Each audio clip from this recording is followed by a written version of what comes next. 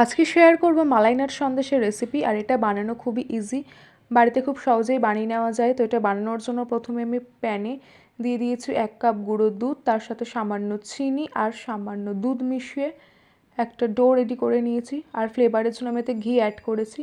তারপর ডোটা ভালো করে হাতের সাহায্যে মেখে এটা দুটো ভাগে ডিভাইড করে নিয়েছি। একটা ডিভাইডের মধ্যে দিয়েছি সামান্য ফুড কালার, তার সাথে কিছু ড্রাই ফ্রুটস দিয়েছি, যেমন কিশমিশ দিয়েছি, খেজুর দিয়েছি আর দিয়েছি আমন্ডস। দিয়ে ভালো করে মেখে ডোটা রেডি করে নিয়েছি। ডোটা এখন পুরো ইয়েলো কালার হয়ে গেছে। তারপর এরকম হাতের সাহায্যে লম্বা রোল মতন করে রেখে দিয়েছি সাইডে।